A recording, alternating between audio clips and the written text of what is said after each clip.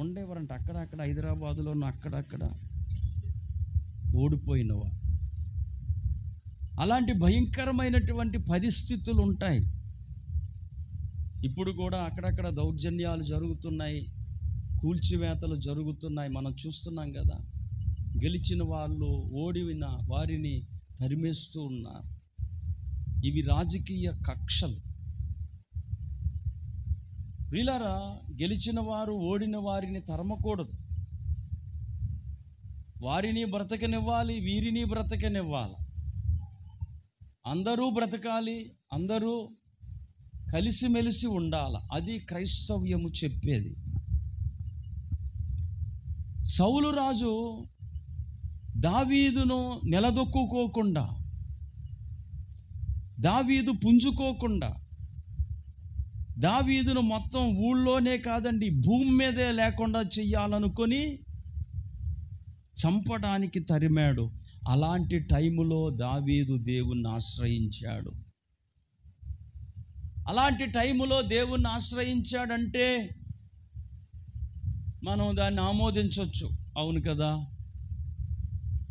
ఇంకా మనుషులు ఎవరు దిక్కు కాదు, మనుషుల చేత తరమబడుతున్నాడు కనుక దేవుణ్ణి ఆశ్రయించాడు అని మనము దానిని అర్థం చేసుకోగలం. కానీ ఇక్కడ దావీదు భక్తుని యొక్క జీవితం అంతా దేవుణ్ణి ఆశ్రయించటమే. దావీదు భక్తుడు తన అవసాన దశలో 70 ఏళ్ల వయసులో ఒక కీర్తన రాశాడు. ఇంకప్పుడు ఆయనకి ఏ బాధర బందీలు లేవండి. ఎందుకంటే తన యొక్క జీవితంలో అన్నీ నెరవేర్చేశాడు. అప్పుడు కూడా దేవా నువ్వే నాకు ఆశ్రయం అని చెప్పి పాడాడు. ఆ కీర్తన ఎక్కడ ఉంటుందండి? ఆ కీర్తన గ్రంథంలో ఉండదు, కానీ సమూయేలు 2వ గ్రంథం 22వ అధ్యాయంలో ఉంటుంది. సమూయేలు 2వ గ్రంథం 22వ అధ్యాయం 1వ వచనం 2వ వచనం. యెహోవా నా శైలము, నా కోట, నా రక్షకుడు, నా దుర్గము, నేనాయనను ఆశ్రయించుదును, నా కేడెము, నా రక్షణ శృంగము, నా ఉన్నత దుర్గము, నా ఆశ్రయ స్థానము. ఎన్ని మాటలు అంటున్నాడండి. ఇవన్నీ మంచి మాటలే కదా. దేవుడు తనకు ఏమై ఉన్నాడో చెప్తున్నాడండి. నన్ను అడిగితే ఆపదలో ఉన్నప్పుడు కన్నా, శ్రమలలో ఉన్నప్పుడు కన్నా ఇప్పుడే ఎక్కువగా దేవుడి మీద ఆధారపడుతున్నట్టు అనిపిస్తోంది. సరే, ఇంతకీ కీర్తన ముసలి వయసులో రాశాడని ఎందుకు అంటున్నానంటే 23వ అధ్యాయం 1వ వచనం చదవండి. దీని కంటిన్యూషన్. దావీదు రచించిన చివరి మాటలు ఇవి. అది దావీదు రాసిన చివరి మాటలు. అంటే వృద్ధాప్యములో, అవసాన దశలో ఏమంటున్నాడండి? నా శైలము, నా కోట, నా రక్షకుడు, నా దుర్గము, నా ఆశ్రయస్థానము, నా రక్షణ శృంగము, నా ఉన్నత దుర్గము, నా కేడము. భక్తి ఎక్కువైపోవాలండి రోజు రోజుకి.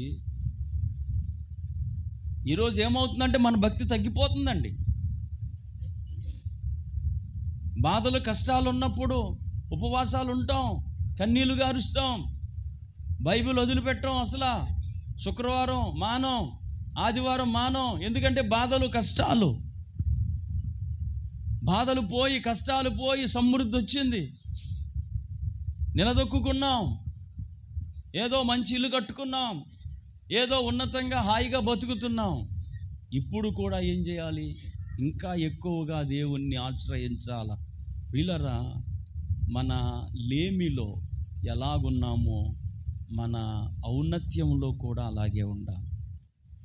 కష్టాల్లో ఎలాగ ఆశ్రయించామో సంతోష సమయాల్లో కూడా అలాగే ప్రభువుని ఆశ్రయించాలి.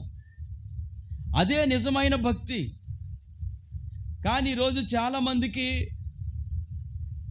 మేలు కలిగాక దేవుణ్ణి మర్చిపోతారు.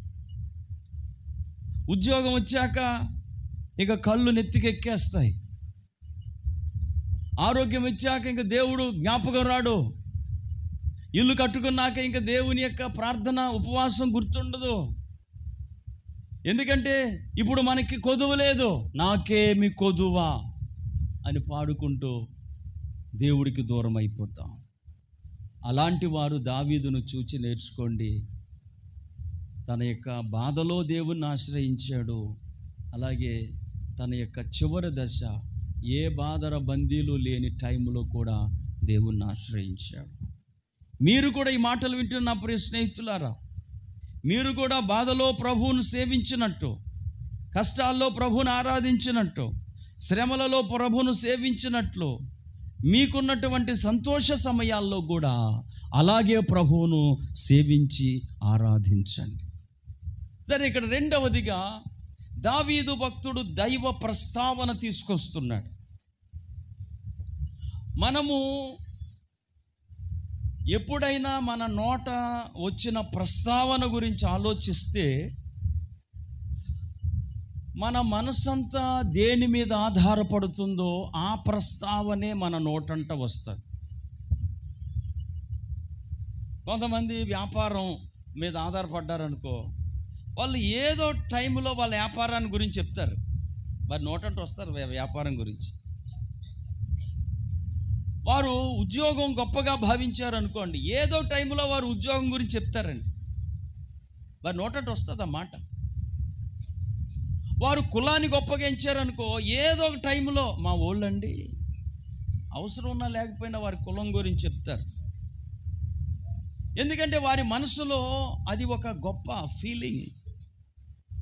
అలాగే కుటుంబాన్ని గురించి, భర్తను గురించి, పిల్లలను గురించి అతిశయించినప్పుడు వారి ప్రస్తావన, మా ఆవిడ వండుతుందండి వంట, మా పిల్లలండి ఎంత బాగా చదువుతారండి, అసలు ఏ రోజు బడికి మానరండి, అవసరం ఉన్నా లేకపోయినా. ఎందుకంటే వారి మనసు, వారి యొక్క భవిష్యత్తు వారి మీదే పెట్టుకున్నారు, వారి మీదే ఆధారపడుతున్నారు. అందుకనే వారి ప్రస్తావన వస్తుంది. దేవునికి స్తోత్రం. ఈరోజు దేవుని బిడ్డల యొక్క ప్రస్తావన దేవుడే. మనము దేవుడి మీద ఆధారపడినప్పుడు దేవుని గురించే ఏదో ఒక టైంలో వస్తుంది. సంభాషించుకునే టైంలో, బంధువులతో మాట్లాడే టైంలో, ఫోన్లో మాట్లాడే టైంలో, అన్నదమ్ములతో మాట్లాడే టైంలో దేవుడు చేశాడు. దేవుడు ఇచ్చాడు, దేవుడు దీవించాడు, దేవుడు సహాయం చేశాడు, దేవుడు కనికరించాడు. దేవుడు అనే ప్రస్తావన వచ్చి తీరుతుంది, ఎందుకంటే దేవుడి మీద ఆధారపడినప్పుడు. అందుకే ఎప్పుడైనా సరే అండి, బలం మీద ఆధారపడకూడదు, బలం వల్ల ఏం కాదు. ప్రసంగి గ్రంథంలో సొలొమోను ఆయన కూడా తన అవసాన దశలో ఈ సాక్ష్యాన్ని చెప్పాడండి. 9వ అధ్యాయం 11వ వచనం, మరియు నేను ఆలోచింపగా సూర్యుని కింద జరుగుచున్నది నాకు తెలియబడెను. వడిగలవారు పరుగులో గెలవరంట. బాగా పరిగెట్టేసేవాడు ఉన్నాడు చూసారా, వాడు గెలిచేస్తాడు అనుకున్నారా? ఏం గెలవడం. బలము గలవారు యుద్ధమందు విజయం అందరూ. జ్ఞానం గలవారికి అన్నం దొరకదు, బుద్ధిమంతులగుట వలన ఐశ్వర్యం కలగదు, తెలివి గలవారికి అనుగ్రహము దొరకదు.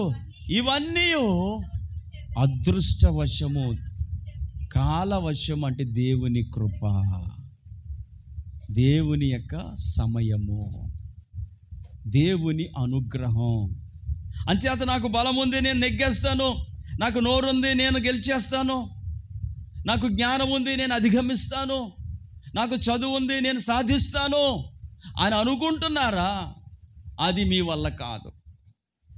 అన్నీ కూడా అదృష్టవశము లేక దేవుని కృప వల్ల కాలవశము చేతనే కలగాల. అందుకని మనం మనసంతా నింపుకోవలసింది దేవుడినేనండి. మనం మనసు నిండా ఆధారపడదగ్గది దేవుడే. ఇదే దావీదు భక్తుని నుండి మనము నేర్చుకునే విషయం. వీళ్ళరా, దావీదును గొర్రెల దొడ్డులోంచి పాస్టర్ గారి దగ్గరికి తీసుకొచ్చింది దేవుడు. పాస్టర్ గారి దగ్గర నుండి సౌలు రాజుగారింటికి తీసుకెళ్ళింది దేవుడు.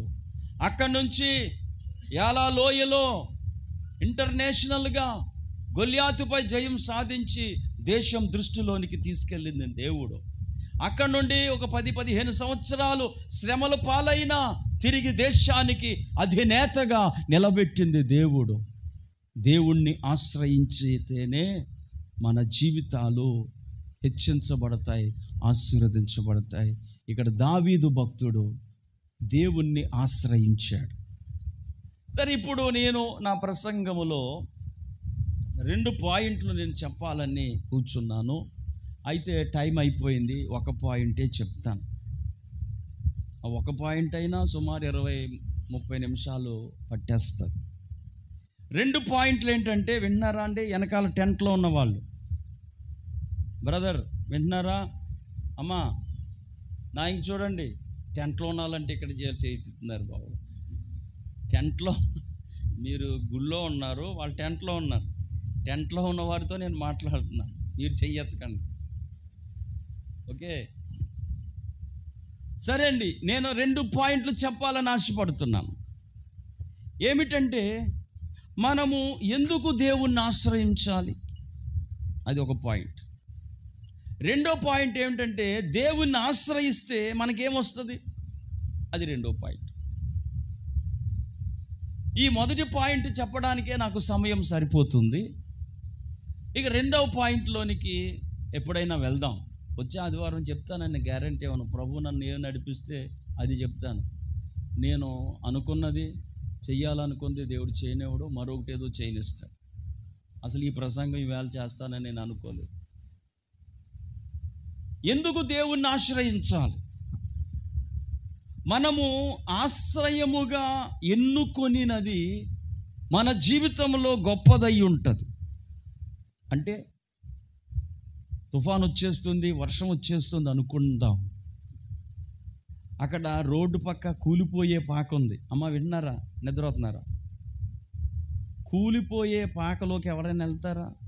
గాలి ఎక్కువైపోతుంది, తుఫాను, ఆ పాకే ఎగిరిపోయేలాగా ఉంది, ఆకులు ఎగిరిపోయే సగం. దాన్ని మనం ఎప్పుడు ఆశ్రయంగా అనుకోం. ఎందుకని? అదే ఎగిరిపోయేలాగా ఉంది, అదే బలహీనం అయిపోయింది. ఇంకెందుకు ఆ పాకను మనం ఆశ్రయిస్తాం?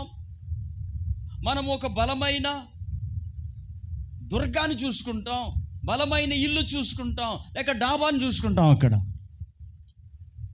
ఎందుకని ఈ తుఫానుకు తట్టుకుంటుందా లేదా అని మనకు అర్థమవుతుంది. పాక తట్టుకోదు. ఈ పాక కూలిపోయి లేనిపోని ప్రమాదం తెచ్చుకుంటాము గనుక బలమైన దుర్గం.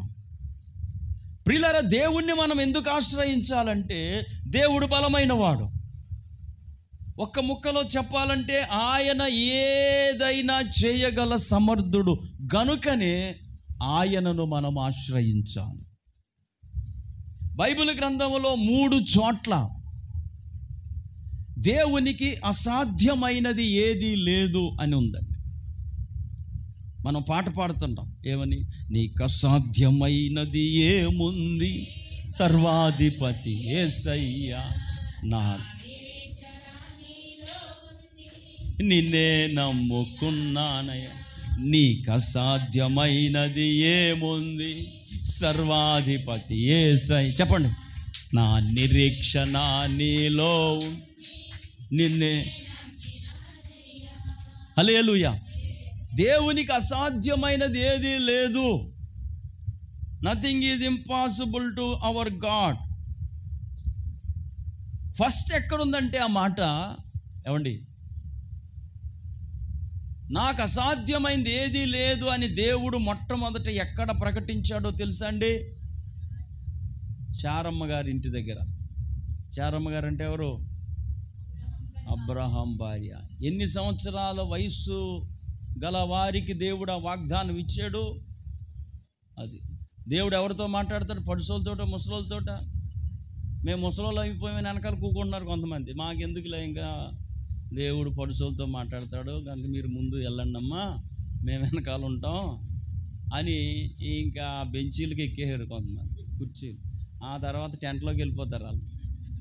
ఇంకెందుకంటే మేము ముసలోళ్ళు అయిపోయాం, భక్తి చేసాం, ఇంకా చేయాల్సింది మీరే, పాడాల్సింది మీరే, మేము పాడేసాం, అలసిపోయాం. ఏమండి, నాకు అసాధ్యమైనది ఏదైనా కలదా అనే వాగ్దానాన్ని దేవుడు వృద్ధులైన అబ్రహాము శారాలకు ఇచ్చాడండి. దేవుని దృష్టిలో ముసలోళ్ళని పడుసోళ్ళని ఉండదండి. ఉండదనుకుంటున్నారా?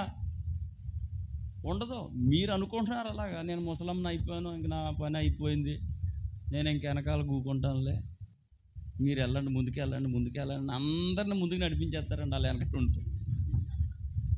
రేపు ఆదివారం ఆ వెనకాల ఉన్న వాళ్ళే ముందు ఉండాలి. ఇక్కడ దేవుడు మీతో మాట్లాడతాడు. అబ్రాహాము శారాలు 90 సంవత్సరాలేమో శారమ్మకు, 100 సంవత్సరాలేమో అబ్రాహాముకు. దేవుడు వారిని దర్శించాడు. కొంతమంది ముసలోళ్ళ ఇంటికి వెళ్ళరండి, పరుసోళ్ళ ఇంటికి వెళ్ళి అక్కడైతే మంచి ఫుడ్డు బాగా వండుతారు వాళ్ళు. యూట్యూబ్లో చూసి, అక్కడ చూసి, ఇక్కడ చూసి. ఈ ముసలోళ్ళు ఏం చేస్తారు? సాంప్రదాయబద్ధమైంది ఉల్లిపాయల పులుసు, కోడిగుడ్లు పులుసు, ఎండు రైలు, ఎండు నెత్తల కూరలు, ఇవన్నీ ఎవరు వండుతారు? ఇప్పుడు నోరు వరుతుంది కదా సాంప్రదాయ ఫుడ్ చెప్తుంటే. భోంచేయటానికి దేవదూతలు వచ్చారండి అబ్రహాము శారమ్మ గారింటికి. ఈ ముసలోళ్ళు ఏం పెడతారని అనుకుంటే వస్తారా? ఈ ముసలమ్మ ఏం కూర వండుతుంది? ఉప్పు పోయి కారం వేసేద్దేమో. 90 ఏళ్ళు, అసలే 90 ఏళ్ళు వంట ఎప్పుడు చేశారా? చెయ్యంతారా? నువ్వు ఉండమ్మా, నేను చేస్తాను అని పడుసోళ్ళు ఎంటర్ అయిపోతారు కదా. కానీ దేవుడు ఆ 90 ఏళ్ళ శారా చేతి వంట తినడానికి, 100 సంవత్సరాలు అబ్రాహాం యొక్క ఆతిథ్యం పొందటానికి అబ్రాహాం ఇంటికి వచ్చాడు. దానికి ఈ రాత్రి నుండి మీరు గమనించండి, నువ్వు వృద్ధురాలు అని దేవుడు నీ దగ్గరికి రాడని అనుకోవద్దు. బైబిల్లో ఉంది, మీ వృద్ధులు కలలు గందురు. దేవునికి స్తోత్రం. తెలుసా, ఇప్పుడున్న ముసలోళ్ళకి స్పిరిట్ రావాలి. ఈ మాట ఏంటంటే, ముసలోళ్ళకి ఆత్మ వచ్చి ఎవరు మాట్లాడట్లేదు, ఆమెను కూడా చెప్పట్లేదు. ఇది ఎక్కడ కూడా రావో, కనీసం అక్కడి నుంచి అయినా ఆమెను అనే స్వరం వస్తుందని అనుకుంటున్నాను నేను. ఆమెను రావట్లేదు. అబ్రహాము శారాలు వృద్ధులుగా ఉన్నప్పుడు 3 మనుషులు వెళ్ళారంట. ఎక్కడికి? అబ్రహాం ఇంటికి. మరలా ఎప్పుడు వెళ్ళారండి? ఎండలో వెళ్ళారు. ఈ ఎండలో వెళ్తే ముసలోళ్ళు అసలే నోరు ఆర్చిపోయి ఉగురు చేసి కథలు లేకుండా ముసలోళ్ళు ఎలా ఉంటారండి? మా ఎండ అప్పుడు చూడండి, ఇంకా వాళ్ళు అపసోపాలు పడిపోతూ ఉంటారు. దేవుడు చల్లదనం ఇచ్చాడు, ఆఖరిలోనే మనకు చల్లదనం ఇచ్చేసాడు దేవుడు.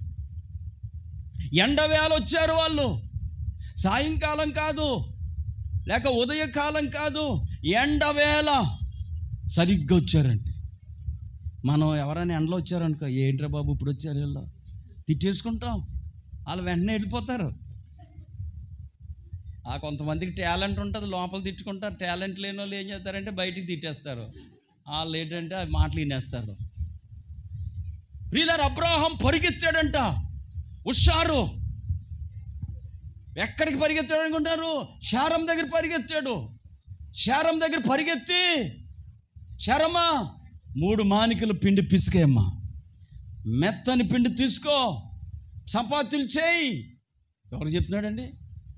భార్యకి చెప్తున్నాడు. ఆ టైంలో ఎవరైనా నీకు చెప్పారనుకో, మీ ఆయన వండుకో, పెట్టుకో, హోటల్ పురమాయించుకో, ఇప్పుడు ఎవడు చేస్తాడు ఎండలో? మీరు అనర్లండి, మీరు మంచోళ్ళు. మనకి జొమాటో ఉంది, స్విగ్గీ ఉంది, ఆర్డర్ ఇచ్చుకో. నేను తేరగా ఉన్నానా ఎండలో పని చేయడానికి? చుట్టాలు నీ తాలూకా, నువ్వు చూసుకో. వీళ్ళు ఇసురుకుంటా ఏసీలోకి వెళ్ళిపోతారండి. ఇంక అబ్రాహాం ఏం చేస్తాడు? ఆయనే చపాతీలు చేసుకుంటాడు. అక్కడ లోతు గారి పరిస్థితి అదే. ఆ లోతు అమ్మగారు ఏం సహకరించరు. ఇంక లోతే పిసుక్కున్నాడు అక్కడ. ఎక్కడ?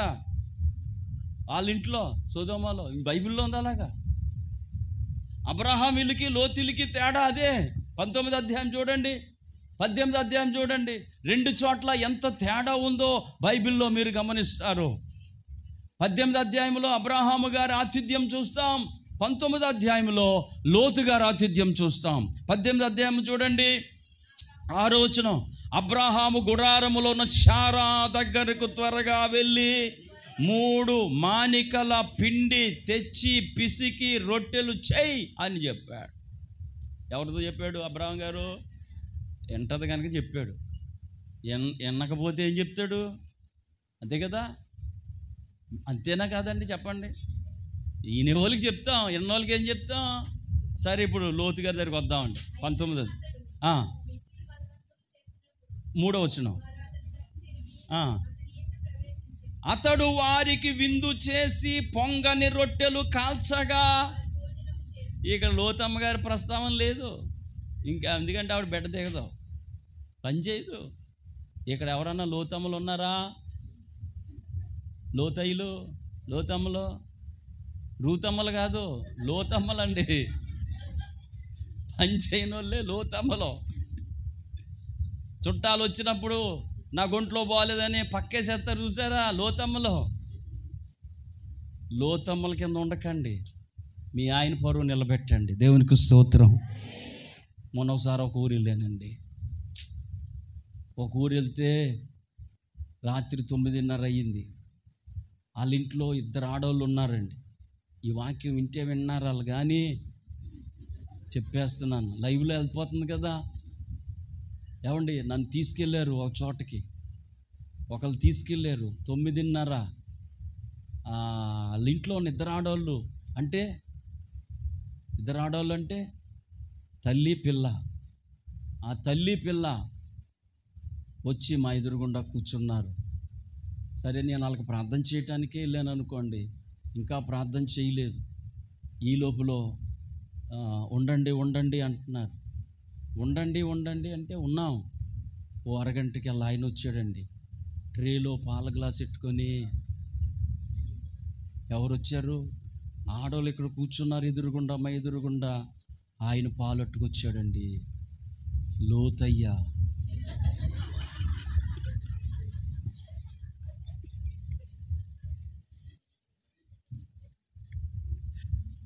నాకు అర్థమైపోయింది, నేను ఇప్పుడు లోతు ఇంటికి వచ్చాను, అబ్రాహాం ఇంటికి రాలేదు.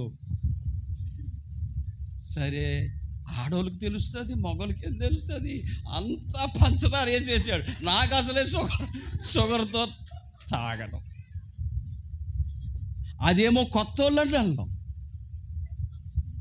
ఇప్పుడు దాన్ని విషములా మింగుతున్న. ఒక అరగంట పట్టిందంట పాలు తాగేసరికి. అసలైన షుగర్ అలవాటు లేదు, చాలా కాలం నుంచి షుగర్ మానేశాను కనుక అలవాటు లేదు. షుగర్ వేసిన టీ కానీ పంచదార వేసిన పాలు కానీ ఎక్కదు అసలు. కానీ మళ్ళా ఎంత తెచ్చాడండి. ఏం చేస్తాం, ఇద్దరు ఆడవాళ్ళు ఉండి భర్త పరువు అలా తీసేశారండి. పోనీ రోజు చేయించుకున్నారు. పాస్టర్ గారు వచ్చినప్పుడు కూడా చేయించుకోవాలండి. పాస్టర్ గారు వచ్చినప్పుడైనా భర్త పరువు కాపాడాలి కదా. అంటే నేను చెప్తున్నాను, నేను వచ్చినప్పుడు మీ ఇంట్లో రోజు మీ ఆయన గారు చేసినా నేను వచ్చినప్పుడు మాత్రం మీరు పట్టుకొని రావాలి. దేవునికి స్తోత్రం. అప్పుడు నేను బ్రదర్ పర్లేదు, మీ పరిస్థితి బాగానే ఉంది అనుకుంటాను. లేకపోతే బాబు చాలా తిప్పలు పడుతున్నావు నాయన, ముందు మీ ఆయన కాదు నీ కోసం చాలా భారం కలిగి ప్రార్థన చేయాలి అనుకుంటాను అనమాట. లోతు గారు దేవదూతలకు తానే కాల్చాడంట. ఆవిడ కాల్చదు, మరి ఏం చేస్తాం, వచ్చిన అతిథులు. కానీ అబ్రాహం అయితే 90 సంవత్సరాల శారా. నన్ను అడిగితే శారా పెద్దదా, లోతు వారి పెద్దదా? శారా పెద్దదండి. ఎవరు మధ్య గారి కొడుకు కదా లోతు, అంచేత కోడలవుద్ది లోతమ్మ. చాలా చిన్నది ఆ అమ్మాయి, కానీ పని చేయదు. పోనీ ముసలమ్మ అయిపోయింది కనుక మనోడేదో తిప్పలు పడుతున్నాడు అనుకోవడానికి లేదండి. బలం ఉంది కానీ చేయదంతే. సరే, దేవునికి ఆతిథ్యం ఇచ్చారండి దేవదూతలకు ఆతిథ్యం ఇచ్చాడండి అబ్రహాము. సరే, అక్కడ మేకపిల్లను తెచ్చాడు, లేకపోతే ఎన్వి తెచ్చాడు. తెచ్చిన తర్వాత కూర వండింది ఆవిడ, చపాతీలు కాల్చింది. చపాతీలు కాల్చాక ఆవిడ అక్కడే ఉందండి, ఎక్కడ తలుపు వెనకాల ఉంది. ఈయనేమో వడ్డిస్తున్నాడు సేవకులకి. సరే, వడ్డిస్తుంటే వడ్డించి నిలబడ్డాడండి అక్కడ. ప్రియులారా, బైబిల్ గ్రంథం అద్భుతమైన గ్రంథం అండి. మనకి కుటుంబాల్లో పిల్లలకి, పెద్దలకి, స్త్రీలకు, పురుషులకు ఉండాల్సిన మేనర్స్, సంస్కారం అంతా బైబిల్లో ఉంటుంది. ఇప్పుడు ఈ పురుషులు వచ్చినప్పుడు సాధారణంగా ఎలా ఉండాలంటే ఆడవాళ్ళు కాస్త మరుగుగా ఉండాలి. కొంతమంది నన్నే చూడండి అండి, మగవాళ్ళు వచ్చినప్పుడు వాళ్ళ దగ్గర తిరుగుతూ ఉంటారండి వీళ్ళు. అలా చేయకూడదు. శారమ్మ తలుపు వెనకాల ఉంది. అబ్రాహాం ఏం చేశాడు చదవండి, 18వ అధ్యాయము 7వ వచనం. 8 తరువాత అతడు వెన్నను పాలను తెచ్చి తాను సిద్ధము చేయించిన దూడను తెచ్చి వారి ఎదుట పెట్టి వారు భోజనము చేయుచుండగా వారి యొద్ద చెట్టు కింద నిలుచుండెను. అబ్రహాం ఎక్కడున్నాడు? వారి యొద్ద దగ్గరున్నాడు. అంటే వడ్డిస్తూ వాళ్ళ దగ్గర ఎవరున్నారు? అబ్రహాము. మరి శారమ్మ అంటే మగోళ్ళ దగ్గర ఆడవాళ్ళు త్వరపడి రాకూడదు. నన్నే చూడండి అని అస్సలు తిరగకూడదు. వాళ్ళు పిలిచా, ఎక్కడుంది మీ ఆవిడ అని అడుగుతున్నారు వాళ్ళు. ఎందుకంటే అక్కడెక్కడ తిరగట్లేదు ఆవిడ, ఎక్కడో గుడారంలో ఉంది. షునేమీరాలు కూడా అలాంటిదేనండి. షునేమీరాలు ఇంటికి ప్రతి ఆ పట్టణానికి వెళ్ళినప్పుడల్లా ఎలీషా వెళ్తాడు. ఆ పట్టణంలో వాళ్ళకి ఇల్లు ఉంది, ఇంటి మీద డాబా మీద గది కట్టారు పాస్టర్ గారికే. అంటే తరచుగా పాస్టర్ గారు ఆ ఇంటికి వస్తాడు. అయినా సరే ఆవిడ పాస్టర్ గారితో ఆమె చనువు తీసుకోలేదు. ఈయన ఇక్కడ ఉంటే అక్కడ తలుపు దగ్గర ఆవిడ ఉండేది. అది షునేమీరాలు యొక్క సంస్కారం. ఓ 10 సార్లు పాస్టర్ గారు ఇంటికి వచ్చారనుకోండి, ఈ పక్కన కూర్చేసి కూర్చుంటారండి విశ్వాసులు. నిజం ప్రియులారా, అలా ఎప్పుడూ మనం లేని చనువును తీసుకోకూడదు. సేవకుల దగ్గర అసలే తీసుకోకూడదు. ఒకవేళ మీ బంధువుల దగ్గర మీరు అలా చనువు తీసుకుంటే తీసుకోవచ్చేమో, కానీ దైవ సేవకులు ఎప్పుడొచ్చినా ఎక్కువ సార్లు వస్తున్నాడు కదా అని కొంతమంది భుజమే చేస్తూ ఉంటారు. మగోళ్ళు, ఆడోళ్ళు కాదులే. క్లోజ్ అవ్వకూడదు అస్సలు. వారిని సేవకులుగానే ట్రీట్ చేయాలి. ఎప్పటికీ కూడా వారికి ఇవ్వాల్సిన స్థానము, వారికి ఇవ్వాల్సిన గౌరవము వారికి ఇవ్వాలి. అబ్రాహాము నిలబడ్డాడు అక్కడ. శారమ్మ ఆ తలుపు వెనకాల ఆమె నిలబడింది. సరే, ఇప్పుడు వచ్చిన దేవదూతలు భోంచేస్తూ అడిగారు, శారా ఎక్కడా? గుడారంలో ఉందయ్యా. మళ్ళా నెక్స్ట్ ఇయర్ ఈ టైంకి వస్తాను నేను, కొడుకు పుడతాడు, శారా కన్సీవ్ అవుతుంది చెప్పాడండి. ఎప్పుడైతే ఆ మాట చెప్పాడో, ఇంతకీ శారా ఎక్కడో లేదు, ఆ పక్కనే ఈ మాట వింటుందండి, తలుపు వెనకాల గుడారములో. ఆమె తనలో తాను నవ్వుకుందంట, ఒక వెర్రి నవ్వు నవ్విందన్నమాట. ఎందుకని? 90 సంవత్సరాల వయసులో ప్రవచించి అమ్మా నీకు పిల్లోడు పుడతాడంటే నవ్వు రాకపోతే ఏమొస్తుంది కదా. అంచేత నవ్వు వచ్చింది, నవ్వుకుంది లోపల. ఈయన ఏమన్నాడు తెలుసా? శారా నవ్వుతుంది, ఎందుకు నవ్వుతుంది అడుగు అన్నాడు. అప్పుడు అబ్రహాం శారం దగ్గరికి వెళ్ళాడు, అమ్మ శారమ్మ నువ్వు నవ్వావంటే, నేను ఎక్కడ నవ్వాను బాబాయ్, నేనేం నవ్వలేదా. నవ్వింది. ఆ నవ్వు దేవుడు విన్నాడు, దేవుడు వచ్చింది దేవదూతలు గనుక శారా నవ్వుకుంది. ఎందుకు నవ్వుకుంది? నేను ముసలిదాననైనా నాకు మళ్ళీ సుఖము కలుగుతుందా, మళ్ళీ గర్భఫలం వస్తుందా అని ఆమె అదొకలాగా విరక్తితో నవ్విందండి. అయితే అప్పుడు దేవదూతలు చెప్పారు, ఆమె నవ్వు ఒక మంచి పని జరిగించిందండి. ఏంటో తెలుసా? దేవుడు గొప్పవాడని ప్రకటించబడింది. యెహోవాకు అసాధ్యమైనది ఏదైనా కలదా? ఇప్పుడు చదవండి. యెహోవాకు అసాధ్యమైనది ఏదైనా కలదా? మీదిటికి కాలమున నిర్ణయ కాలమందు నీ యొద్దకు తిరిగి వచ్చేదను, అప్పుడు శారాకు కుమారుడు. ప్రియులారా, ఇక్కడ శారా నవ్వినప్పుడు దేవదూతలు ఒక ప్రకటన చేశారు, యెహోవాకు అసాధ్యమైనది ఏదైనా కలదా? అంటే ఆయనకు అసాధ్యమైనది ఏదీ లేదు. ఈమెకు స్త్రీ ధర్మం నిలిచిపోయిందంట, నెలసరి ఆగిపోయింది, ఎప్పుడో ఎన్నో సంవత్సరాలు అయిపోయింది. ఇప్పుడు దేవుడు మాట్లాడుతున్నాడు. 25 ఏళ్ల క్రితం చెప్పాల్సింది వృద్ధాప్యంలో చెప్తుంటే నవ్వొచ్చింది. అయినా సరే దేవుడికి అసాధ్యమైంది లేదు. అందుకే దేవుణ్ణి ఆశ్రయించాలి. ఆయన ఏదైనా చేయగలడు గనుకనే దావీదు తన జీవిత కాలం అంతా దేవుణ్ణి ఆశ్రయించాడు. ఇప్పుడు మనమైతే దేవుడి మీద విశ్వాసాన్ని పోగొట్టుకుంటాం. కొంతకాలం నమ్మాం, కొంతకాలం ప్రార్థన చేశాం, కొంతకాలం అడిగాం, కొంతకాలం ఎదురు చూచాం, ఇప్పుడు మానేశాం. ఎందుకని? మన విశ్వాసం బలహీనమైపోయింది. శారా దేవుడు ఇక్కడ ఉన్నాడు, అబ్రాహాముతో మాట్లాడిన దేవుడు ఇక్కడ ఉన్నాడు. విశ్వాసములో బలహీనురాలువు, బలహీనుడు కావద్దు. శారాను దర్శించిన దేవుడు. ఇక్కడ ఎవరైనా పిల్లలు లేకుండా ఉన్నారా? ఈరోజు మీరు నమ్మండి. ఆ మాటను వాళ్ళిద్దరూ నమ్మారంట. దేవదూతలు వెళ్ళిపోయారు, వీళ్ళిద్దరూ కూర్చొని మాట్లాడుకుంటున్నారు. ఎవరిద్దరు? అబ్రహాము, శారమ్మ. ఇదిగో దేవదూతలు ఏం చెప్పారు? నువ్వు కన్సీవ్ అవుతావని చెప్పారు. అయ్యా, నేను ఎలా కన్సీవ్ అవుతానండి? ఏమో దేవుడు చెప్పాడు కదా, నమ్ముదా? అవునండి, పిల్లలు పుడతారని చెప్పారు కదా. మీకు 100 సంవత్సరాలన్నీ నీరసపడిపోతున్నారు, మీరు కూడా నమ్మండి. నేను నమ్ముతాను, నువ్వు నమ్ము.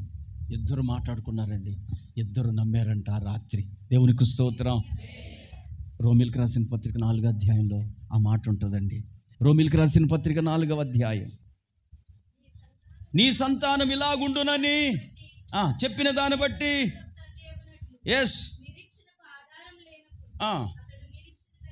19వ వచనమ్మా, అతడు విశ్వాసమందు బలహీనుడు కాక రమారమి 100 ఏండ్ల వయస్సు గలవాడయ్యుండి అప్పటికి తన శరీరము మృతతుల్యమైనట్టును శారా గర్భము మృతతుల్యమైనట్టును ఆలోచించను గాని, చూడండి, ఆ విశ్వాసము వలన దేవుని వాగ్దానమును గూర్చి సందేహింపక దేవుణ్ణి మహిమపరిచి ఆయన వాగ్దానము చేసిన దాన్ని నెరవేర్చుటకు సమర్థుడని రూఢిగా విశ్వసించి, విశ్వాసము వలన వాళ్ళిద్దరూ కూర్చొని మాట్లాడుకున్నారు.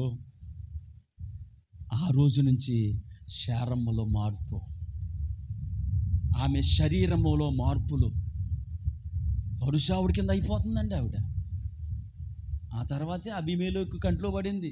90 అంతే. ఇప్పుడున్న స్థితిలో కంట్లో పడింది అనుకో, అసలు అభిమేలోకి ఏంటి, ఎవరన్నా ముసలం వెనకాల పడతారా?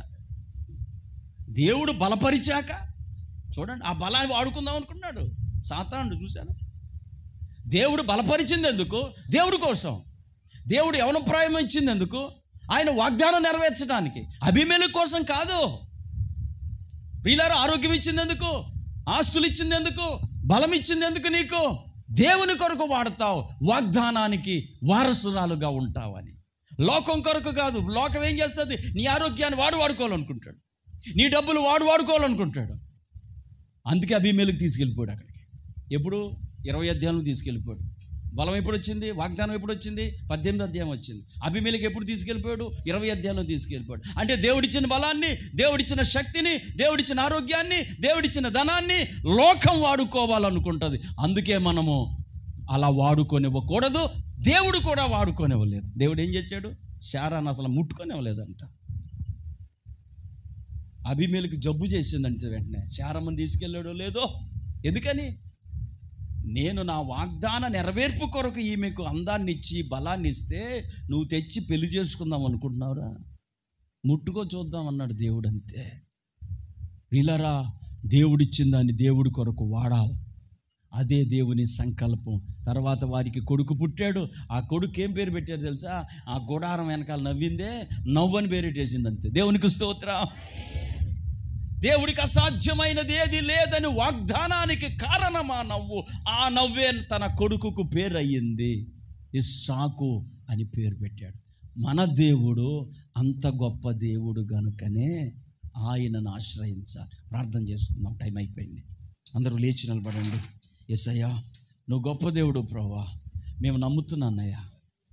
నా రోగం తీసేయగల దేవుడు, నా సమస్యలను పరిష్కరించగల దేవుడు. ఒకసారి అందరూ లేచి నిలబడండి. Please stand up. Hallelujah, hallelujah. ప్రతి ఒక్కరూ ఇక్కడ మీలో ఏ సమస్య ఉన్నా సరే ఈ సాయంకాలం లేక ఈ మధ్యాహ్నం అది సాల్వ్ అవుతుంది. ఆయనకు అసాధ్యమైనది ఏది లేదు ఇక్కడ. హల్లెలూయా. నువ్వు నమ్మంతే. అబ్రాహాము నమ్మాడు, బలం పొందుకున్నాడు. అబ్రాహాము నమ్మాడు, జీవం పొందుకున్నాడు. అబ్రాహాం పొందాడు, స్వస్థత పొందుకున్నాడు. ఇక్కడ మీలో ఎవరైనా నమ్ముతున్నారా? Yes, only believe. నమ్ముట నీ వల్ల అయితే నమ్మువానికి సమస్తము సాధ్యమే. చెప్పండి, అయ్యా ఇది నా సమస్య. 5 minutes అండి. అయ్యా నన్ను కూడా దర్శించవా? శారమ్మకు బలం ఇచ్చినట్లు, అబ్రాహామును బలపరిచినట్లు నన్ను కూడా బలపరిచయ్యా. ఈ రోగం తీసివే ప్రభువా. చెప్పండి. ఎవరు సైలెంట్గా ఉండొద్దండి. Just 5 minutes. దేవుడితో మాట్లాడాడు. తమ్ముడు, చెల్లి, రేబా షకారోలో మహా దేవుడు మాట్లాడాడు. హల్లెలూయా. రీబా షాలా కూరమా. స్తోత్రం. హల్లెలూయా, హల్లెలూయా. యేసు నీకు వందనాలు ప్రభువా. అద్భుతాలు చేసే దేవా నీకు వందనాలు. ఆశ్చర్య కార్యాలు చేసే దేవా నీకు వందనాలు.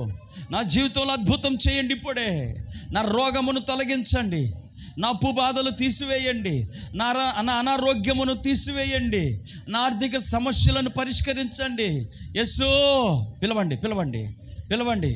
యేసు ప్రభువా, అద్భుతం చేయని నీకు అసాధ్యమైంది ఏది లేదు. ఈ సమస్య నువ్వు పరిష్కరించగలవు. చెప్పమ్మా.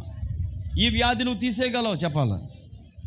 ఈ రోగం తీసేయగలవు. చెప్పాలా. తమ్ముడు, చెల్లి, ఈ ఇరుకును మీరు తొలగించగలరు. చెప్పండి. నా తండ్రి, ఈ ఇబ్బందిని మీరు తీసేయగలరయ్యా.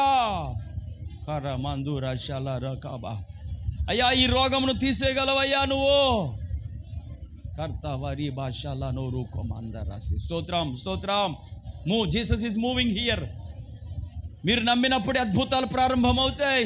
శారాను బలపరిచిన దేవుడు ఇప్పుడు నీ గర్భసంచిని, నీ యూట్రస్ను విడిపిస్తున్నాడు. అక్కడ ఉన్నటువంటి PCOD ప్రాబ్లంను యేసు నామములో గద్దిస్తున్నాను. అక్కడ ఉన్నటువంటి శాపమును, గొడ్రాలుతనమనే శాపమును యేసు నామములో వెలగొడుతున్నాను. ఇప్పుడే ప్రభు నిన్ను విడిపించును గాక. Receive deliverance in the mighty name of Jesus. Hallelujah, hallelujah. ఇప్పుడే దేవుని హస్తము నిన్ను తాకనివ్వు, దేవుని హస్తము నిన్ను ముట్టుకోనివ్వు, దేవుడు నిన్ను విడిపించనివ్వు, దేవుడు నిన్ను బలపరచనివ్వు, దేవుడు నిన్ను స్వస్థపరచనివ్వు. Receive deliverance right now. అందరూ చప్పలు కొట్టి వందనాలు యేసయ్యా. Receive power of the Holy Spirit. God is moving. దైవ సన్నిధి ఆవరించుచున్నది. పరిశుద్ధాత్ముడు ఆవరించుచున్నాడు. రిబషల రోకరాలమా అందరి లబరషలందరూ ఒక స్తోత్రం ప్రభువా. నీకే వందనాలు. నీకు అసాధ్యమైంది ఏది లేదు. చెప్పండి. అయ్యా నన్ను స్వస్థపరచుట నీకు సాధ్యం, నన్ను దర్శించుట నీకు సాధ్యం, నన్ను దీవించుట నీకు సాధ్యం, నన్ను విడిపించుట నీకు సాధ్యం, నన్ను కాపాడుట నీకు సాధ్యం, యేసు నీకు సాధ్యం. హల్లెలూయా, థ్యాంక్ యూ జీసస్. అవిశ్వాసపాత్మ నేను గద్దిస్తున్నాను, బలహీనపరుచాత్మ నేను గద్దిస్తున్నాను. ప్రార్థన చేసుకుందాం. కృపా కనికరము కలిగిన మా తండ్రి నీకు స్తోత్రం. ఎవరైతే నమ్ముతున్నారో ఇక్కడ, నమ్ముట నీ వలనైతే నమ్మువానికి సమస్తము సాధ్యమని సెలవిచ్చిన మా తండ్రి, ఇక్కడున్న ప్రతి ఒక్క బిడ్డ విడిపించబడి స్వస్థపరచబడి అబ్రహాము శారాల సాక్ష్యాన్ని వారు కలిగి ఉండుటకు, నీ కొరకు సాక్షులుగా ఉండుటకు సహాయం చేయమని, విన్న వాక్యం అందరిలో ఫలింపజేసి నాటమని యేసుక్రీస్తు నామములో ప్రార్థించి వేడుకుంటున్నాము తండ్రి. ఆమేన్. ఓకే, మీ అందరికీ వందనాలు. God bless you. కూర్చో.